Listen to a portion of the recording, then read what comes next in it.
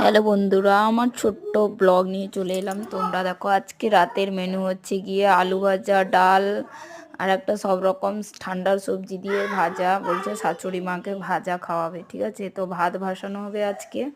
আজকে এমনি বাড়িতে সবাইকে, বাড়িতে মানে আমাদের বাড়িতে ফ্যামিলি বলতে গেলে 21 জন, 20-21 জন বাচ্চা কাচ্চা, পুরো সবাইকে নিয়ে, ভাই ভাই। এরপরে দেখো, বাচ্চা কাচ্চা সবাই মিলে আমাদের বাড়িতে 20-জন ফ্যামিলির মধ্যে খাওয়া দাওয়া রান্না বান্না হয়ে গেছে কমপ্লিট, ভাত ভাসানো হয়ে গেছে। এরপরে খাওয়া দাওয়ার জন্য আমরা চলে এসেছি।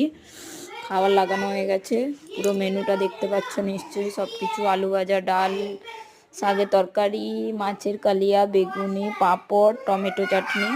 আজকে এমনি বাড়িতে সবাই খাচ্ছে, শনিবার দিন আমাদের প্রোগ্রাম হবে, 70-80 জন খাবে। ওকে, বাই বাই।